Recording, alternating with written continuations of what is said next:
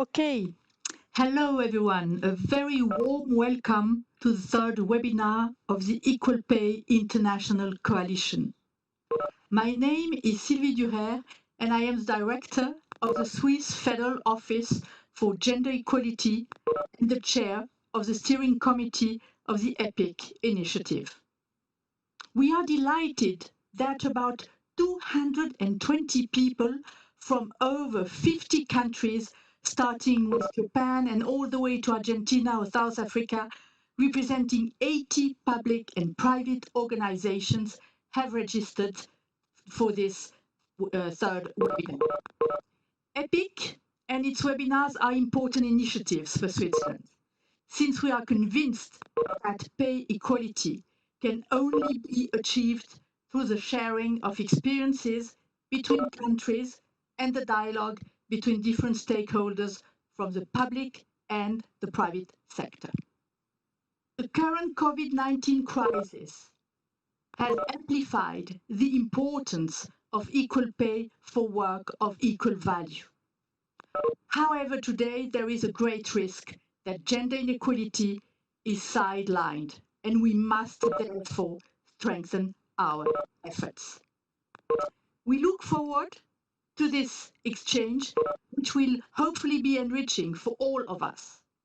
Many of you have sent comments and questions prior to the webinar. Thank you very much. Please keep on doing so using the chat box.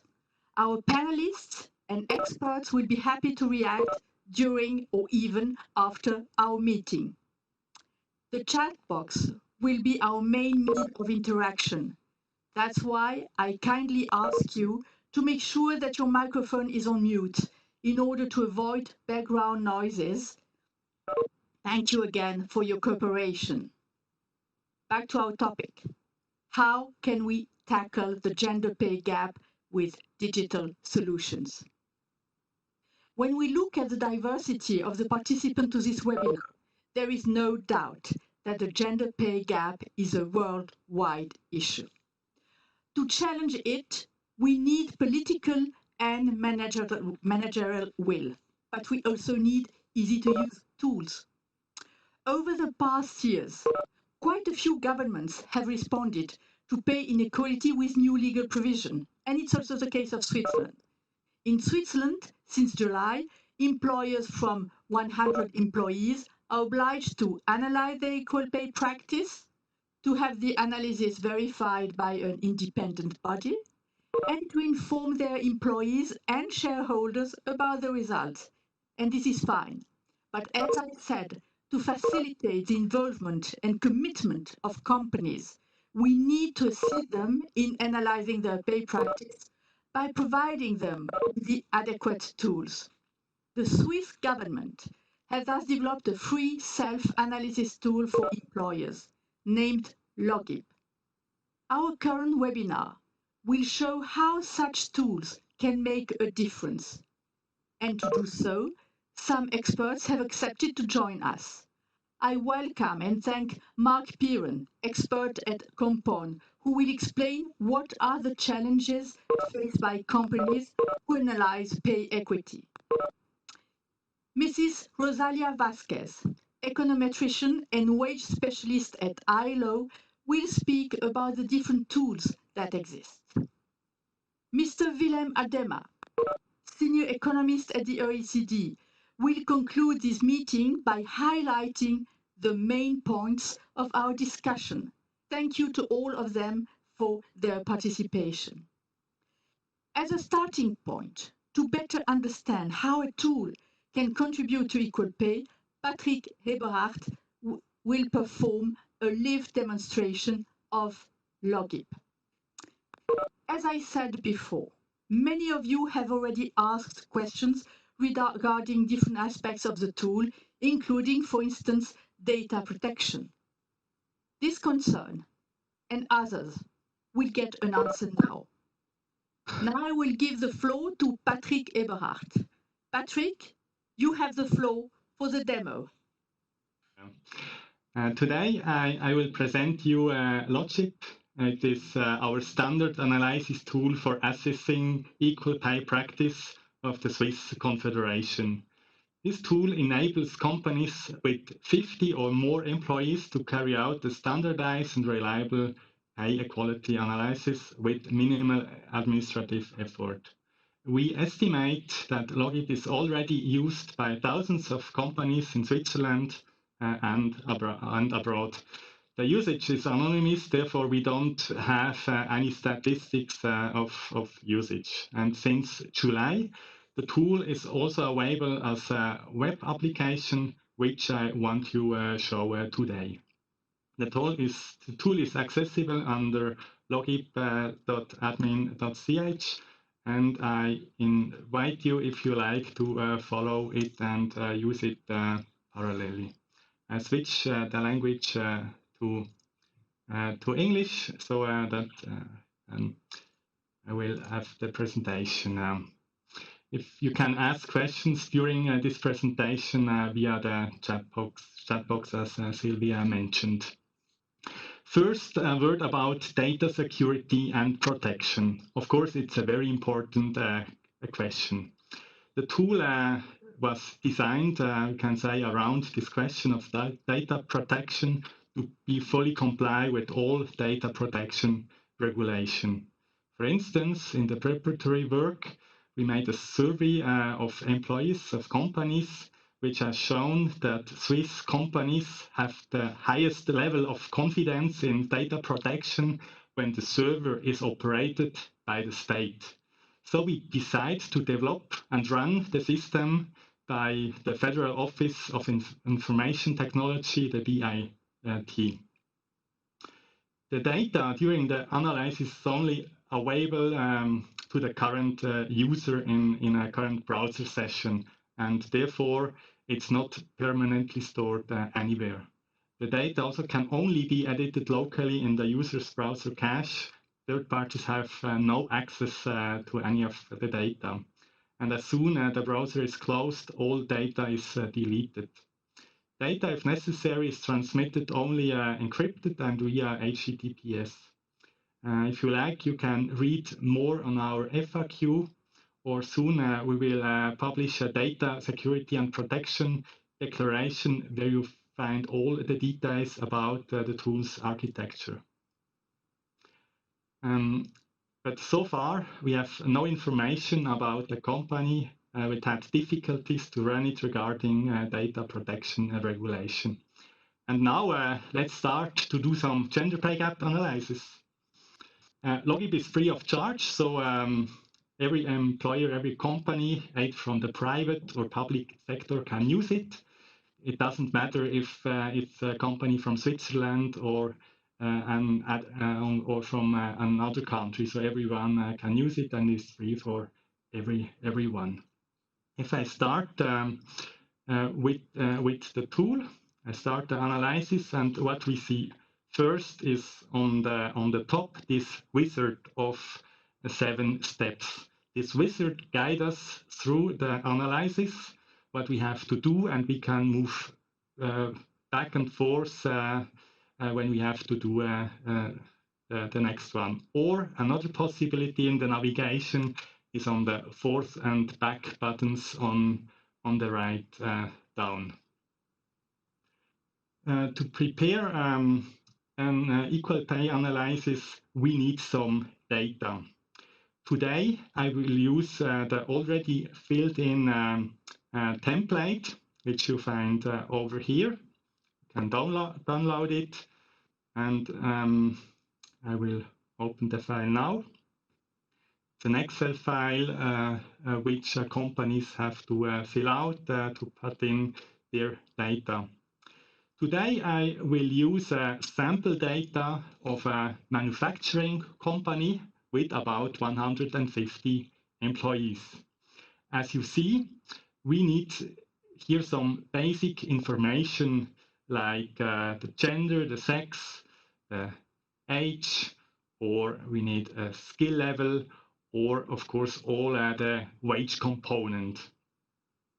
For companies which never conducted a gender pay gap analysis before, they have to invest about 1 to 2 days for preparing those data, cleaning the data, and then conducting the analysis.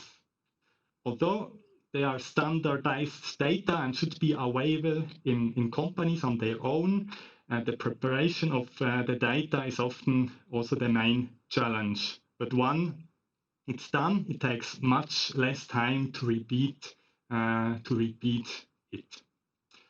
So I move to the next step in the tool, and here is where we can read in the data.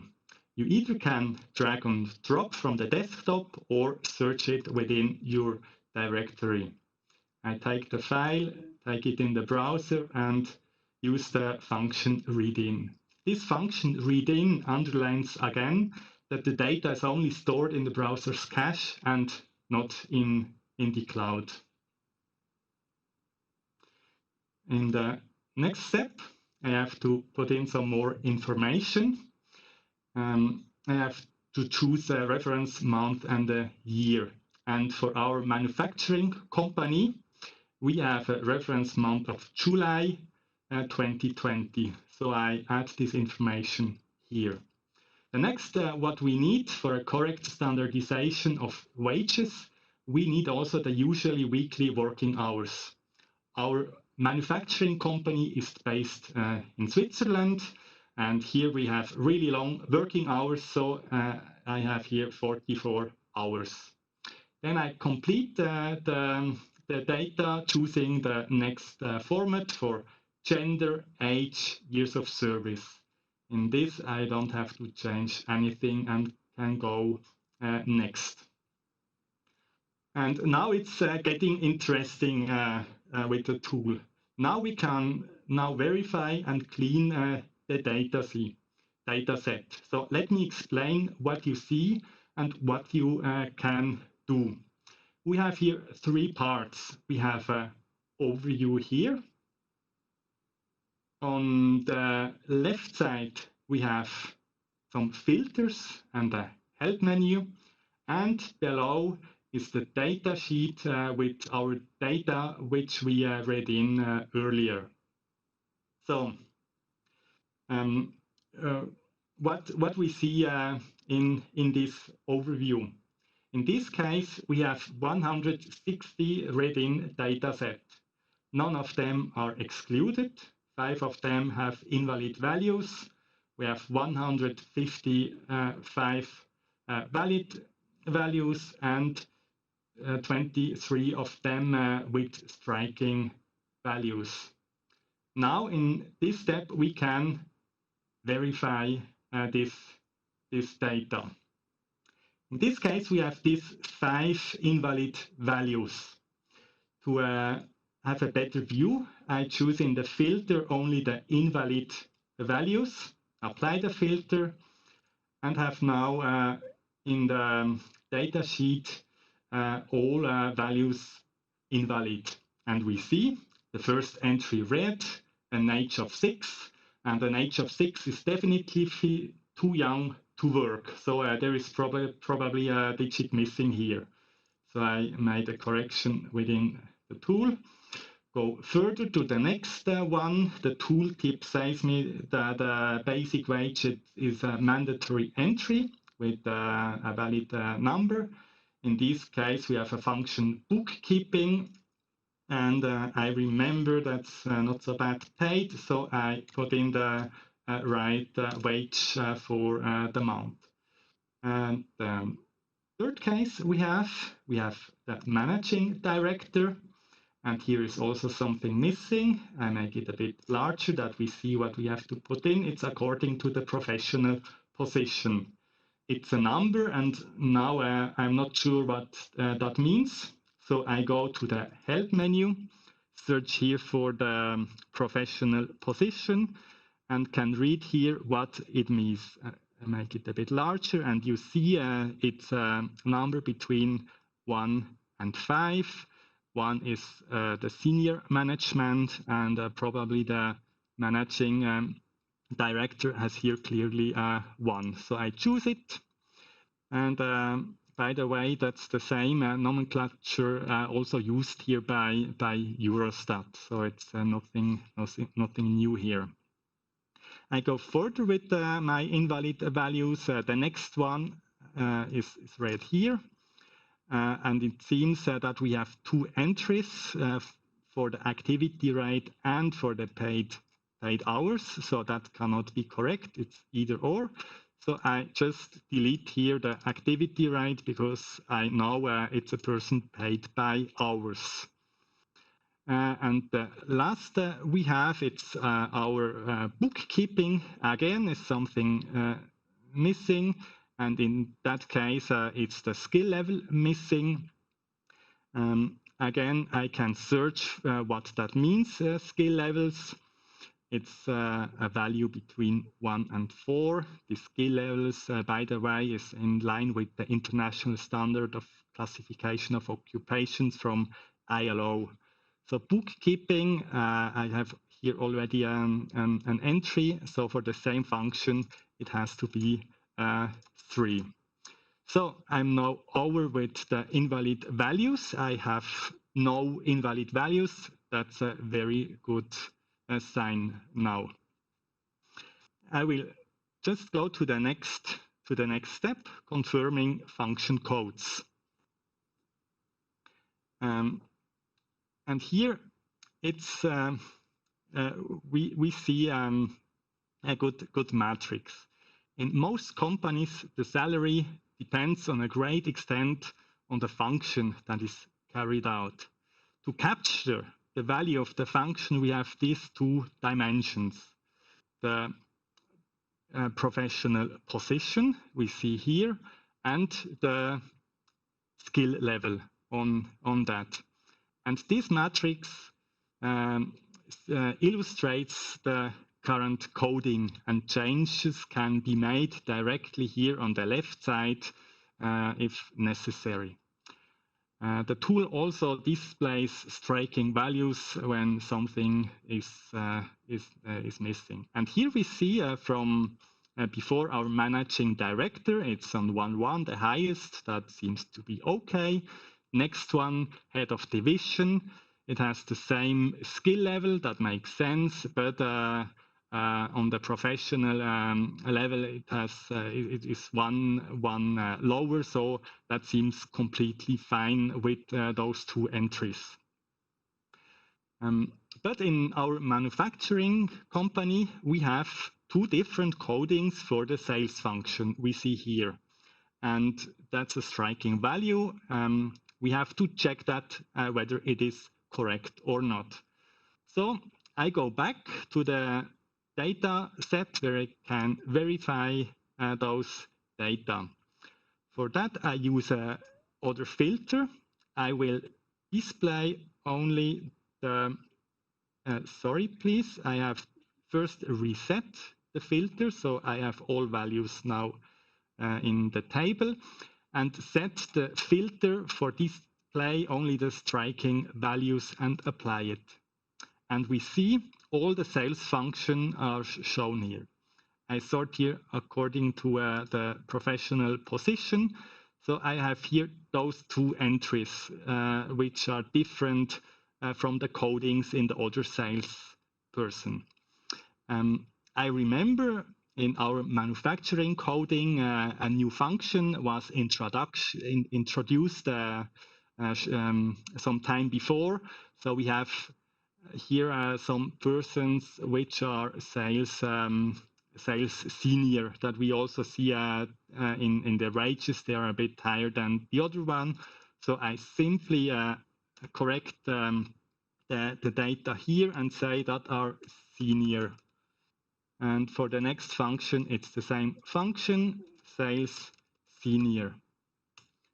And now it's very nice because we see the data set is cleaned. We have no invalid values. We have no striking values, and it's a perfect data set to go further. And yes, that's it. On this step, we can add some supplementary information about the companies. for the reports generated. I don't use that now. But again, this information will not be disclosed to any third party. It's only for the reports from the tool. Before conducting the analysis, we have to confirm that you read the disclaimer. And now we are ready for the analysis.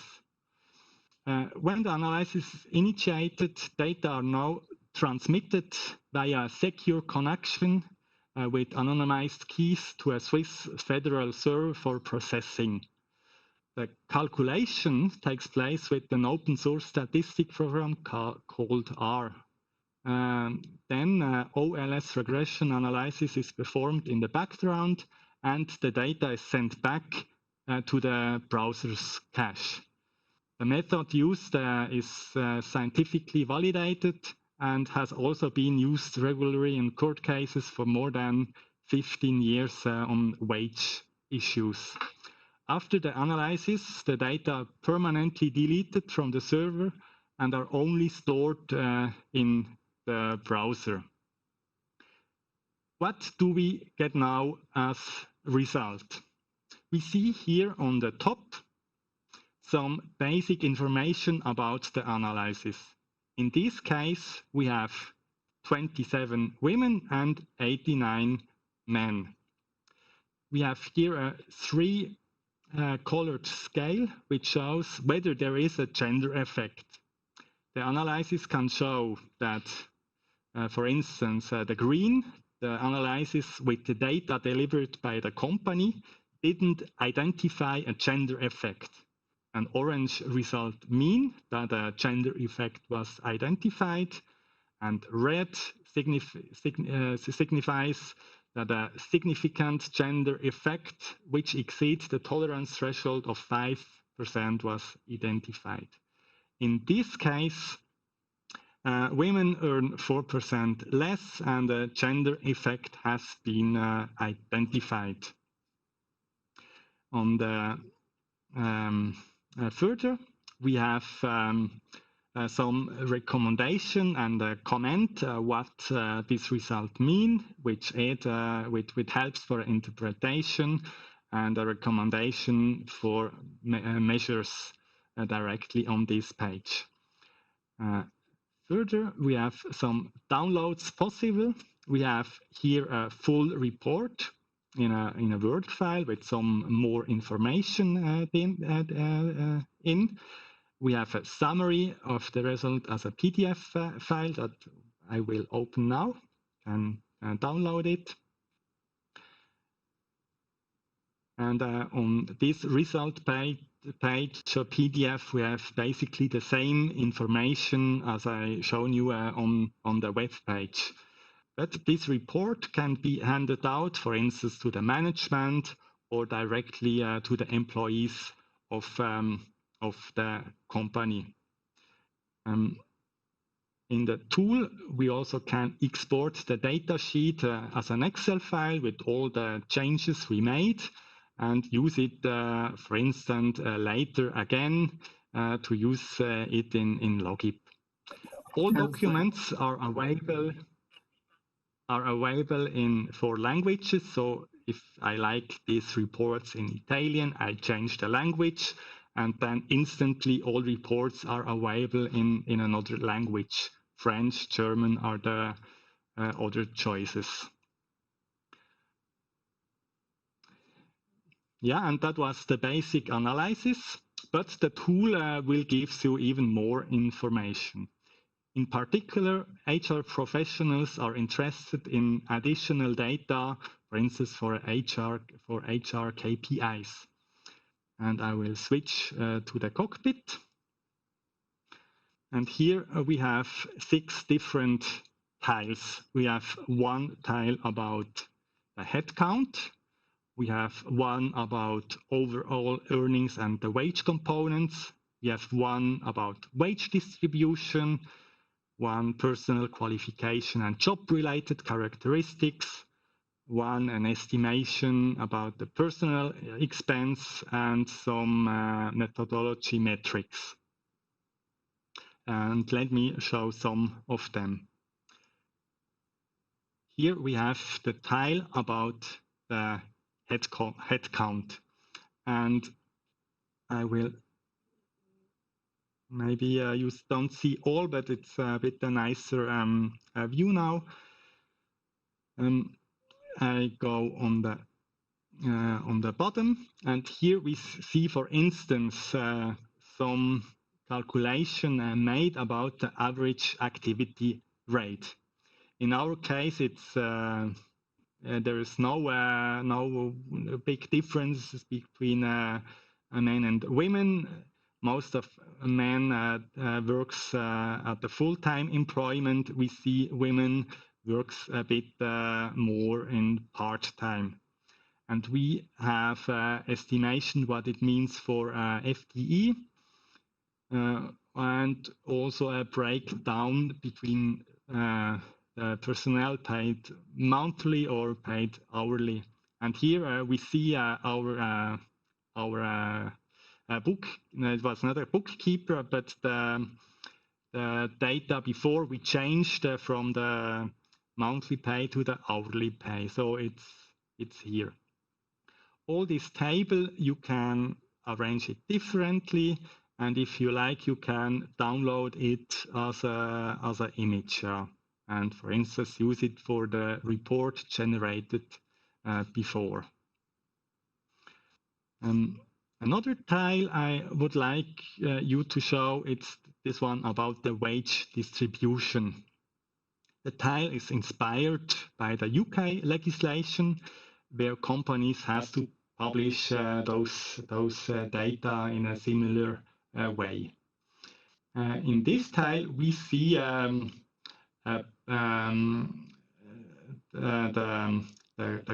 quartiles according to the wage distribution. It's in 4 quartiles. And in this graphic, we see it good, yeah. Blue are the women, and green men. And in the quartile 1, that's the quartile from the lowest wage to a bit more than 5,000. So in this tile we have 18 men, 22 women, so over-representation of women. In the next quartile to 5,800 approximately, we have even more women in this quartile. But when it comes to the higher paid wages, we see especially in the highest women are getting underrepresented, and such KPIs may be interesting to identify possible causes of the wage gap, and gives you some more hints. The last tile I show you is the demo about some metrics about the methodology. You see here the statistical tests, the results, and for instance, we also have the information about the statistics about the R square, in this case 0.88. That's quite high. That's more or less the short demonstration of the tool. That's our site I started about the instrument, and under the documentation on the left side you find some more information. We have, for instance, a guideline. That's you can say the Logib book, where all is described how to use it. For instance, we have a long list about all wage components, how to correctly export those wage components from the ERPs to this data list. We have also a declaration of conformity. It's the verification of the scientifically rigorous and legally compliant methods for analyzing the wage equality. you find the field in data sample and which I used. And shortly, it will be a declaration of security, which we will publish. On CRAN, that's a platform to publish the source code of the statistical part that will also be available soon. And as you see with our tool, it's free, and we try to be as transparent as possible. All information should be published. We also have workshops in Switzerland. They are in German, French, and Italian. You find here the FAQs to the tool and the description of the method used. If you're interested about the regression analysis, you can read it also in details here. So today, the first iteration of the of Logib as web tool. It's an ongoing project with further developments. And Logib will get soon another module early next year, which will allow small companies with less than 50 employees to perform wage equality analysis. And now I give the floor back to Sylvie, and will check the chat box for further questions with my colleague Oliver. Thank you very much. So thank you very much, Patrick, for showing us in a very few minutes how Logib works. There were great expectations for this presentation, which I'm sure will inspire and encourage our participants to test it or to develop their own tools. Dear participants, before and during this demo, you have asked many questions. Patrick has already answered some of them. He will take the floor again in order to answer new ones, but I will take on my side some questions which I'm going to try to answer directly. For example, the Federal Foreign Office for Germany of Germany wonders if Logib is also suitable for the public sector. The answer is yes. As you can read on your screen, you can read some testimonials, and for instance, in Switzerland, the city of Biel has used Logib, and it says that ensuring equal pay is crucial for their administration.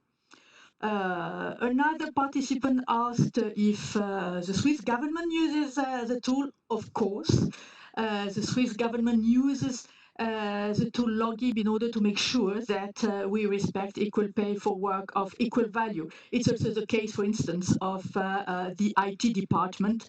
So we go also at the level of department in order to make sure that we comply with the law. Another question is about how Swiss employers can improve the transparency on gender pay toward their employees. And again, as you can see on your screen, the company Coca-Cola, which is known worldwide, is also using Logib in Switzerland, and the results from it in order to make sure that they respect pay equity among their employees. And finally, someone from the UN Women Office in Egypt specifically asks how we could incentivize equal pay in the private sector. And here also we have a testimonial of a company, which is an IT company in Switzerland, the company Nozer, and there they say that being able to show that it respects equal pay is an advantage from a marketing point of view. Indeed, more and more customers are paying attention to this dimension. And it is also in Switzerland, but not only, it is also a prerequisite to get a contract, a public procurement from the Swiss government or other local authorities.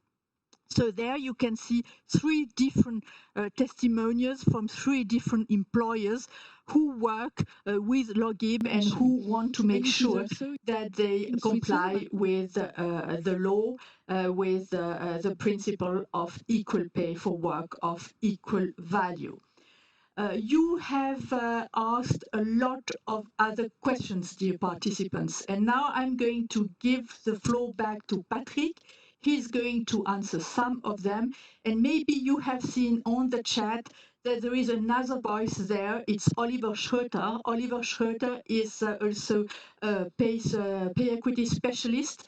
He in the Federal Office for Gender Equality, and he's also answering you directly on the chat, and I thank him also for this. So now I give the floor back to Patrick Eberhardt. Yeah, thank you. We have really a few questions, and I would like to highlight some further documentation and information which may be interesting for you. Under the documentation side on our website, we see the publication work, and here are a lot of more information. For instance, we have a study about I have to search it.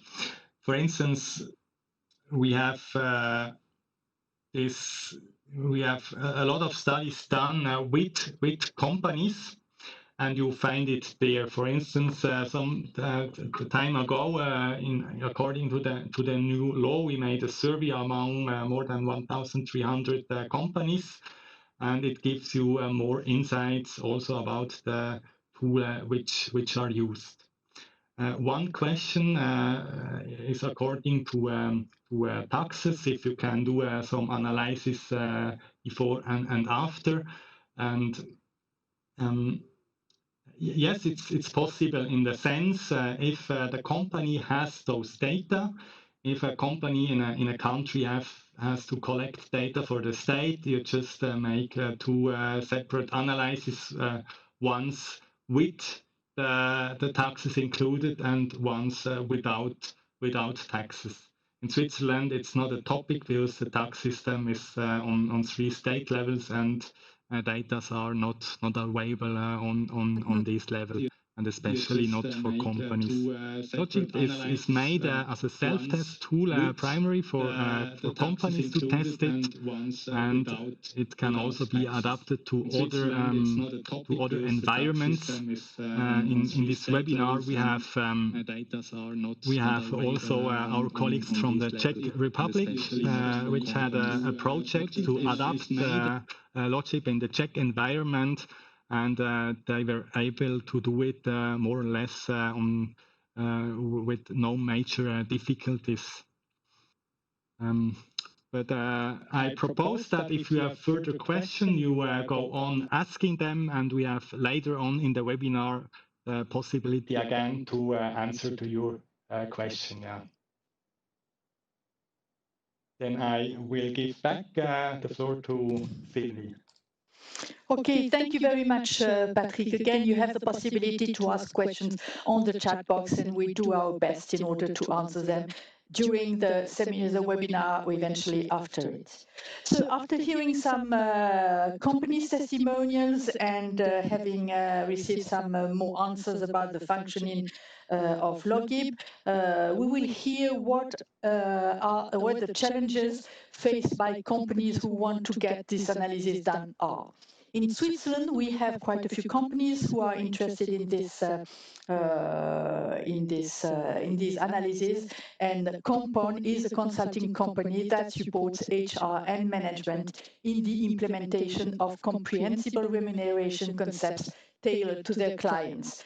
This company has already assisted employers in their equal pay projects, and we are very happy to have the participation of Marc Piren in our panel. Marc Piren is an expert in equal pay at Compon, and he will give us some insight into his work. So Marc, I have a few questions for you. And I think it's going to interest a lot of our participants to this webinar. First, Marc, I would like to know what are the main challenges faced by companies that want to carry out a wage equality analysis. Do they have challenges, and what are these challenges? Thank you very much. Hello, Sylvie, and hello to everyone. Well, there are quite a few challenges, of course. However, these challenges are not necessarily linked to the tool Logib itself, which is one of the most used tools in Switzerland. Well, first of all, the definition itself, gender pay analysis, pay gap analysis. Well, the first question is, what is pay? There is an answer for Switzerland. However, the answer is a legal answer, and that in itself is already quite a bit of a challenge in Switzerland for some companies, because the answer itself defines that some compensation elements have to be taken into account, some don't, and some are dependent on the company's situation and practice, internal practice. And this qualitative aspect is that's one of the challenges. How do I take this into account? The second challenge, which is much more of a relevant challenge, is, as you heard before in the application of Logib, Logib will calculate the gender pay gap between men and women, and it will explain the gender pay gap by taking into account various criteria. Two of the criteria are the competency level that the employee brings, and the second one is the professional level, the professional skills. Now, in an ideal world, in an ideal company, that you have structure, everything is quite easily definable. You have job levels. Eventually, you have a job evaluation in the background. You have grades, you have ranks, you have different criteria, which enables you to clearly differentiate the skill levels, the competency levels, and the professional levels of all employees. Reality, however, is not quite as beautiful. If you look into companies, especially into not too big companies, I mean companies under 200 or 300 employees, those are companies which have grown over time, who were first much smaller, you know everyone, and in which you don't have those structures necessarily. And defining those two different axes are quite a bit of a challenge sometimes. They can require a bit of qualitative analysis, but in the best case scenario, of course, if you're a larger company and you have these structures, then it's pretty much a walk in the park, if I exaggerate a bit. But it's not that difficult. So the challenge for companies that are not structured, and that's the case of quite a few companies, is defining those two things. Now, there's another challenge which is slightly linked to the tool itself, but which is not a relevant challenge for most companies. If you're a very, very big company and you have dozens of thousands of employees, and you have to differentiate the competency level of all those employees on only 4 levels, that can become quite a bit of a challenge, especially if the smallest wage in the company in ratio to the highest wage in the company is a ratio of 1 to 50. Well, 4 competency levels will not necessarily be enough, possibly. However, we have to take into account that by far most companies don't have dozens of thousands of employees. So for the very, very big part of the company landscape, the settings of Logib are absolutely sufficient. The next challenge that I see as well is not directly linked to Logib itself, but it's in the fact that Logib is a regression analysis. It's a statistical solution on how to differentiate the gender pay gap and how to calculate the gender pay gap. And the result itself is definitely a valid result. It's an interesting result. But we have to keep in mind that people who are going to perform the analysis are very often HR professionals. And as we all know, HR professionals, as competent as they are not statisticians. And one of the difficulties they will have is to explain the result and define what are the consequences that they have to take out of the result. They tend to have a bit of a problem to explain what it is exactly the result and how it should be understood. So that's a further challenge, the lack of understanding of statistics in general. So those are the challenges that some of the challenges that we see. Okay, thank you. Thank you very much for this view from the field.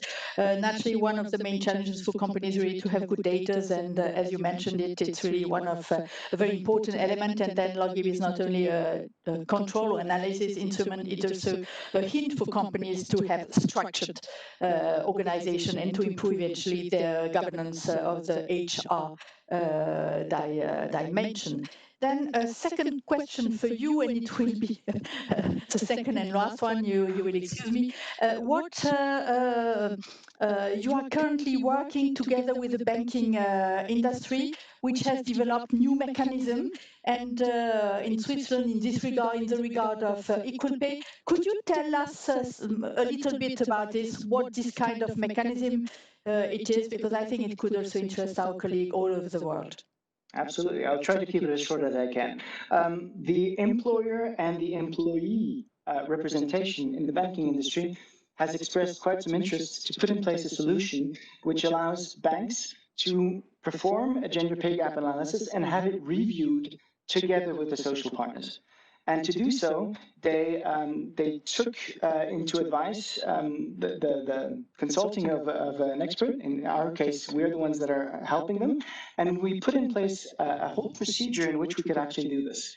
And in very few words, the procedure consists in defining methods which are considered acceptable for the gender pay gap analysis. Logib, of course, is one of the methods which has been accepted in this process. The social partners are involved in validating which are the messages that are considered as valid. And the second step, of course, is as soon as a bank is certified or performs a gender pay gap analysis, the results of the analysis are reviewed and accepted or validated by the social partners. And by doing so, of course, there is a much higher acceptancy of the whole procedure, and it's a very transparent way of going forward.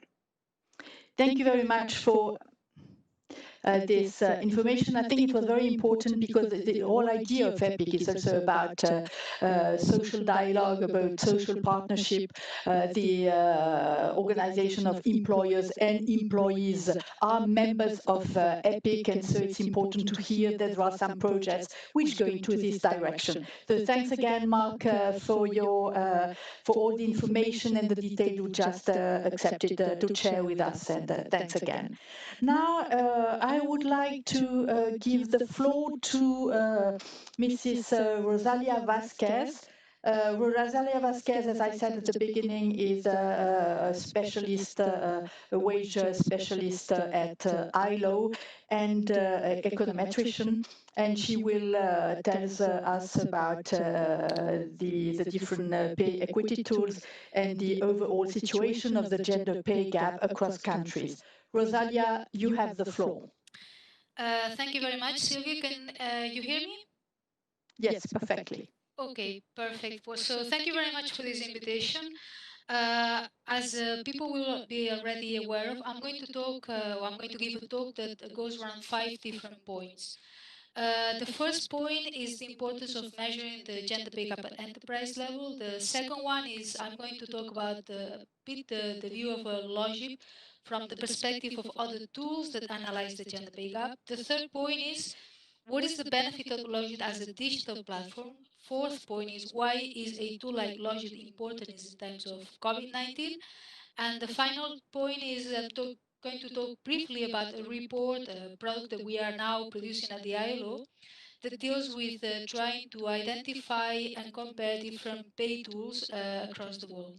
So the first point, which talks about the importance of measuring the pay gap at enterprise level. As many of you will be aware of, these days, most estimates tell us that the gender pay gap is about 20% worldwide, meaning that women are paid about 20% less than men across the world. Now, one thing that we have actually found out here at the ILO through our research is that the gender pay gap is not so much as a result of between enterprise difference. So the fact that some enterprises are more productive than others, they have more added value than others, may actually determine some of the reasons, some of the difference between pay gaps between enterprises. But within enterprise is the wage gap within enterprise. I'm not talking about gender, but within enterprise is actually something that determines significantly the pay gap across the world. So the fact that within the enterprise there is significant difference between wages of individuals. And one of the main factors that is determining that is the fact that there is a gender pay gap within the enterprise. So understanding what goes on within the enterprise can be one of the most important factors to deal with the gender pay gap worldwide. That's why it's important for us to understand and to measure the gender pay gap at enterprise level.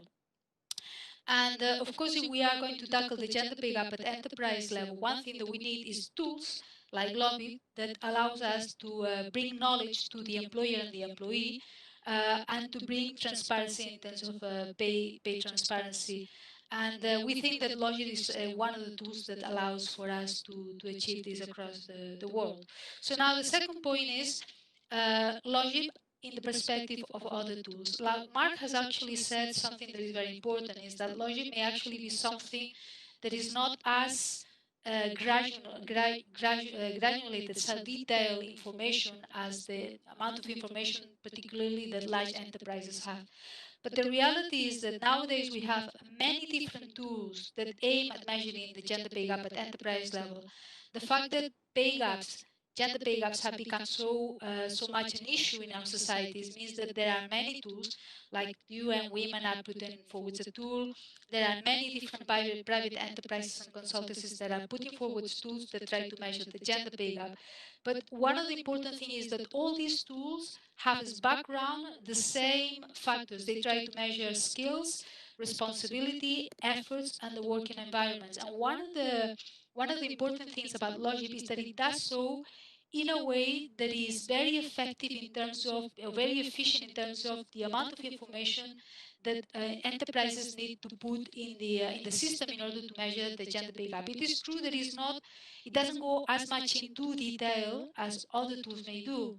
But when you go into further detail within each of the four factors that are important to measure the gender pay gap, you start to need very sophisticated, very well structured human resource departments that the vast majority of enterprises in the world will not have.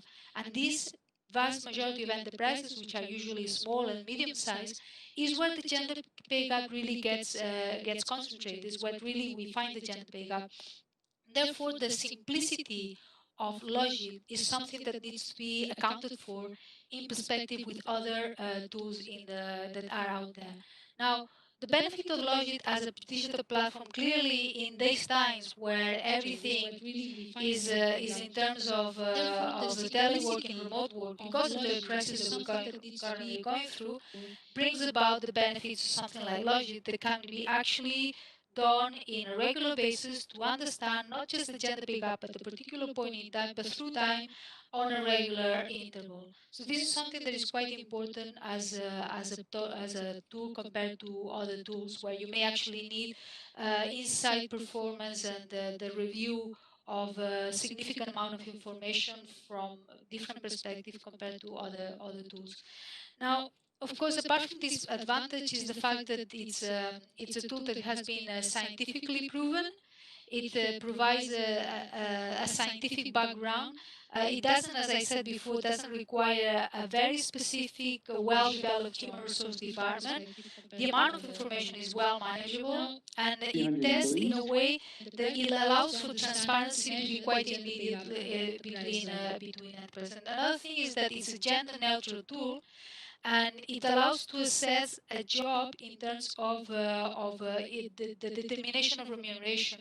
So therefore, Logit is a non-complex tool that adheres to the principles of Convention 100 in terms of aiming at equal pay remuneration for work of equal value within the enterprise. And this is a very, very important concept. Now, finally, why is it that a tool like Logit is important in times of COVID-19? Well, as we know, just to give you a point of reference, The Economist lately published an article that said that 55% of jobs lost during the COVID recession in April were jobs held by women.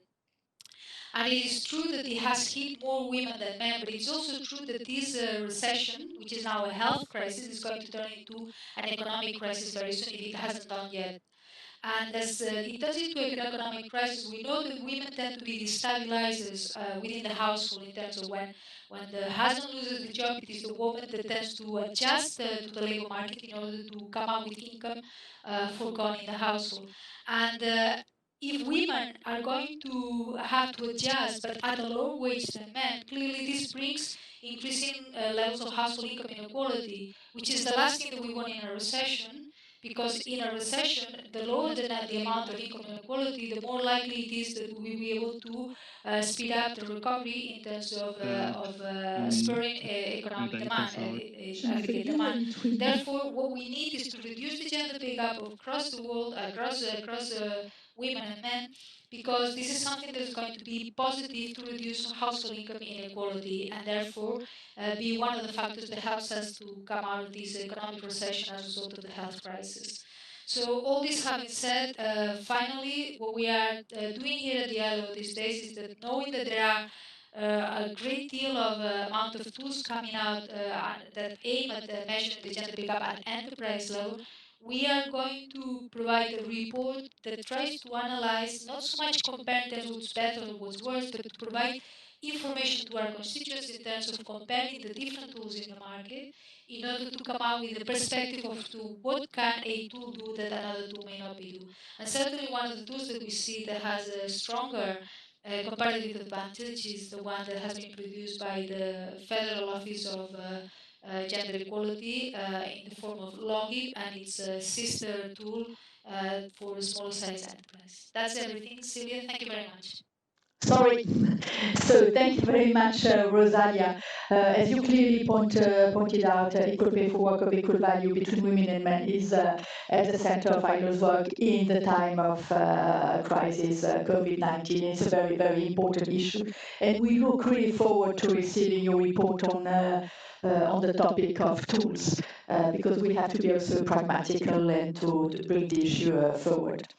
After having heard Mark and Rosalia, I see that we have again a lot of comments and questions, and given the very short timeline, we will try to take only a few of them. Again, you get also answers as much as possible online. But I will mention three questions we just received. The first one, maybe Rosalia, you can then take the floor in order to answer it. Then I have a question for Patrick, and then again a question for Mark. So I'm going to give you the first question, which is for Rosalia. I think maybe you can answer this. We received a question from one of our colleagues in the Netherlands, and she wonders how we can promote meaningful, transparent, and credible pay data and studies. You answered a little bit, but maybe you can a little bit develop this. Then a question for Patrick. Someone from the UN in Austria was wondering if the government intended to make it mandatory for results of companies to be made publicly available. And then a question for Mark. Mark, someone working for the government of Albania, asked about the consequences of COVID-19, and in times of crisis, conducting gender pay gap analysis may not be a top priority for companies. In your experience, Mark, could you then tell us how we could, or our colleague in Albania, how could they encourage or convince businesses to conduct such analysis and to make corrections if necessary? So I will give the floor first to Rosalia. So how can we actually promote transparency? Well, clearly, Yes. starting from the enterprise, it's a very good avenue to produce transparency. Transparency is one of the hurdles in terms of reducing the gender pay gap. This is clearly many countries for many years now have had laws that punish the fact that there is a pay gap at enterprise level. But unless you know that's the case, unless you know that there is such problem within the enterprise, you as an actor, either as a wage employee or as a person that is within the enterprise, cannot act upon this law. So clearly, something like Logib that brings about transparency in terms of pay structure within the enterprise is a major advantage. And it's also an advantage because it must be understood that there is no way that employers are, as we think of it, are purposefully creating the situation of a gap between men and women that produce equally for the enterprise. This is something that is basically the result of stereotypes of badly rooted behavior within the labor market that has been prolonged through history, and it's a matter of making people aware of it that will actually allows us to tackle it. So a tool like Logib that it's clearly well, it's been said that it's a statistical tool that it brings about elements that may not be well comprehended by everyone in the enterprise, but it's certainly a step forwards to allow us to come up with information that is better than no information at all. So I think Logib is an important one, and clearly the understanding that that the pay gap within enterprise is something that it's bringing about it's something that it can actually create bad outcomes in the labor market. So it's not now with COVID or without COVID. We should not consider just with COVID, but in general, it's something that we need to tackle it, because it's not only that within the enterprise it can create bad outcomes, but it's a bad for the economy in general. So hopefully these tools like Logib that bring about transparency is something positive in the long run. Yes, the question was whether the equal pay analysis has to be made publicly available. The Gender Equality Act now requires employers with 100 or more employees to conduct an equal pay analysis, which have to be verified by an independent body and inform the employees and shareholders of the result. This means that around 50% of Swiss employees will eventually be informed about the equal pay analysis results of their employer. Any change to this practice would be for the Parliament to decide. But it's our strong belief that as the results are communicated to the workforce and shareholders, awareness of the issue of equal pay in Switzerland will continue to grow. Also, the results of studies show quite concretely that the knowledge of possible wage difference in the company often leads to their elimination. You find those reports on our website, as I showed earlier. And the more companies conduct wage equality analysis, the greater the chance that wage inequalities in Switzerland will be reduced. Thank you very much, Patrick, for your answer. I give the floor now to Marc about how to convince companies to make the analysis and to correct the wages of the persons who don't get the fair wages they are entitled to. Marc, you have the floor. Yep. So as Rosalia pointed out, I don't know companies that intentionally pay women less because they want to or because they can. It just happens because of lots of various reasons. Now, in the context of COVID, of course, if you have companies that don't really believe that they have an issue on the topic and they are right now facing a financial crisis, of course, I mean, the gender pay gap is not the highest priority. Lots of companies currently are fighting to survive. However, COVID is a temporary issue.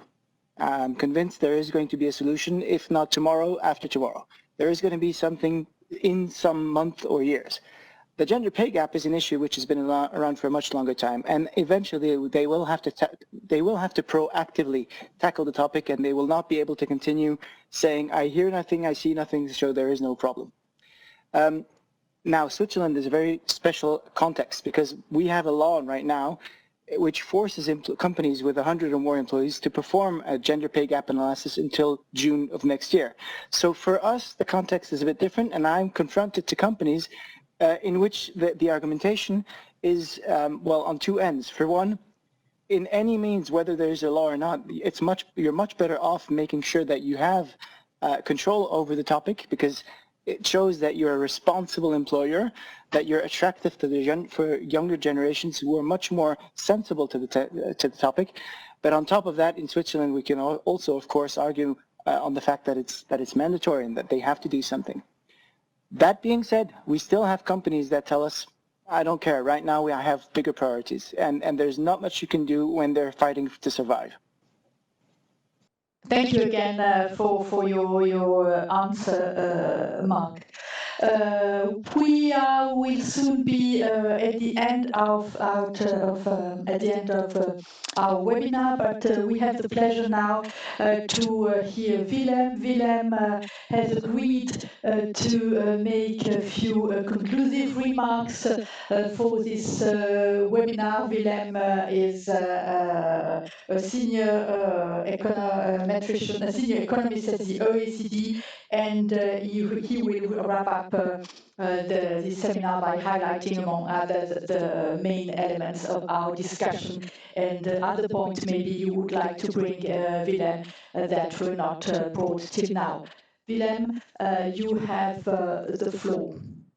Thank you very much, Sylvie, and I would like to thank you for organizing this webinar, and also running through it with Swiss punctuality and efficiency. I would like to thank Patrick and his colleagues for a very illustrative and enlightening presentation of the tool, and Mark also for his intervention on challenges, and Rosalia for your further insights in the gender pay gap issues, particularly the importance of gender pay gap issues in companies. I'll just try and summarize the discussion in a few points. In the OECD, we have, like everybody else, observed, given the data and the time series we have, that it is incredibly difficult to close the gender pay gap. If you look at what has happened over the last 20 years, when there's far more women entering the labor force, when women have overtaken men in terms of educational attainment, there are anti-discrimination laws, there are policies in OECD countries to stipulate equality, and despite all of that, the gender pay gap at the median has declined from 17% in 2000 to 13 nowadays. So the persistence is there. The COVID crisis will not have helped. It has put extra pressure on the women, the many women working in the care and healthcare sectors of the economy. It will have exposed many women in other sectors such as retail or tourism or the service industry more widely to the risk of job loss, and it will have put an extra burden on women in terms of unpaid work because of the school and childcare closures will have added to the burden at home. So COVID, even though, as Mark said, it may well be a temporary issue, has not helped the ongoing, even though very slow progress in reducing gender pay gaps. Talking about the Logib tool and the various observations on it that have been made, I think one of the key issues is that, yes, at the very initial stage, a company has to put in some effort to prepare the data. But other than that, afterwards, it is a fairly straightforward analytical tool which gives you results at with relative ease and relatively straightforward, even though there might be some challenges for HR personnel explaining the results to some of the management involved in companies. But on the whole, the administrative burden of Logib seems to be limited, which is quite useful when you are asking employers to undertake this kind of analysis. They would like to do that in a reliable way at as limited cost as possible. I am particularly looking forward to the development of Logib for smaller companies. Most of the legislation and the tools currently available concern larger companies, so I'd be very interested to see the development in that area. I think one of Rosalia's key points was how important it is to address gender pay gaps in companies. As I said in the beginning, the gender pay gap is persistent. It is a gender it is an employment, entrepreneurship, and company issue. And if we want to do something about it, legislation is important. Transparency is key, because if you don't know that there is a problem, you're not going to look for a solution to solve it. Across countries in the OECD, there are different legislations and measures to promote transparency, and the way this is being done can be relatively simple and straightforward, as it is being done, for example, in the United Kingdom, or at a very elaborate manner as the equal pay standard in Iceland.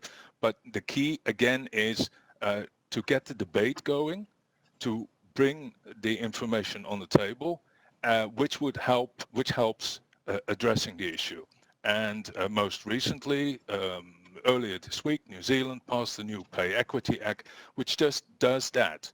It provides the possibility, pay transparency, and helping people lodging complaints based on guidelines on pay across different sectors. Finally, the OECD will undertake next year a study of all sorts of measures that have been taken, not just tools, but also policy measures, legislation, and other measures that have been taken to reduce gender pay gaps. And we promote, just like the Equal Pay International Coalition, the exchange of evidence and a best practice, because that's the only way to help reduce the pay gap in addition to the policies. There is no one single policy which reduces the gender pay gap. There is no single actor which can reduce the gender pay gap. We have to do it together, and companies have to play a very important role in making sure that employees receive equal pay for work of equal value. Thank you very much. Thank you very much, Willem, for your words. I think we need your call to action. It's very important to hear that OECD and ILO, before it was said, are very committed to this issue. Indeed, there is no one single actor. We have said it. We need the employers. We need the employees' organization. We need that they work together. We have had an example. We have an example with EPIC, where these two organizations are really of which these organizations are members and are active in this issue. We have heard that in Switzerland, in the financing, in the bank industry, there is also this social dialogue. So it's very important that we are all at the table and we try together to find solutions. As you said, we need policies, we need laws. There are different laws in Iceland, in France, in Germany, in other countries, and so on. There are different policies which are fitted to the different political and context. Policies are very important. Laws are very important. Policies are very important. So regulation in companies are very important. We need this political will, but also managerial will. Now there are tools. Logib is one example. If we spoke a lot about it, because it's also the first tool which has been recognized after a very detailed analysis by the Secretariat of EPIC. It was recognized as a good practice. That's why it has been presented today. I thank you very much for your words. Now we have come to the end of this webinar. I hope that it was quite interesting for our participants. There were a lot of questions that were raised. We tried to answer a lot of them, either through the chat box or directly. Thank you also, Mark, for your presentation and then the answers you gave to our participants. I would like then to thank all of you experts for your interventions, and also the participants for their questions and their comments. It is very much appreciated on our part, but on the part of all participants. I would like to take also this opportunity to record that gender equality is not an option. It is a must-be, and even more so in times of crisis. And to achieve equal pay, to achieve gender equality in general, and to achieve equal pay in particular, a strong commitment is needed from private companies that represent the biggest employers, from countries that can implement good practices at the national level, from international and national organizations, NGOs and unions, through which best practices for decision makers and operational managers can be shared. And in this regard, I would like to inform you about an important coming event, which will take place on 18 September.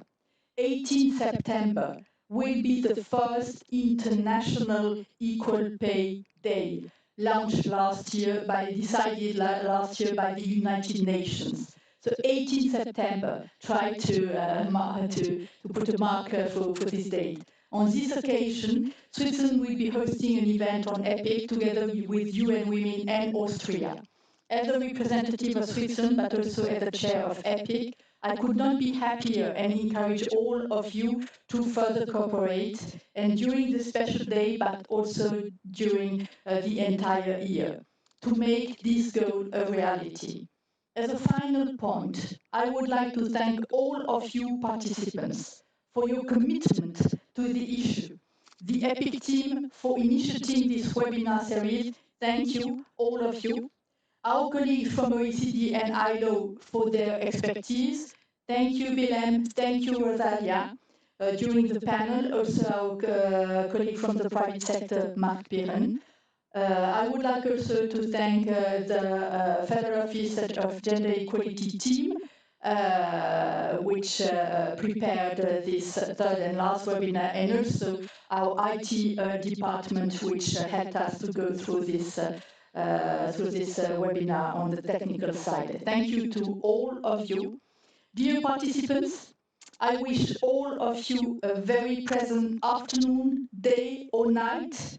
It depends where you are around the world. As I said, there were more than 220 participants from more than 50 countries which took part in this webinar.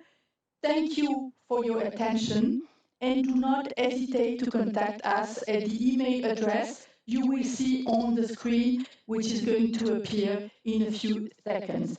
Thank you to all of you. Let's stay active on this issue, and maybe in a few years we can speak about something other than gender equal pay, because it's going to be a reality. Thank you to all of you. Bye-bye.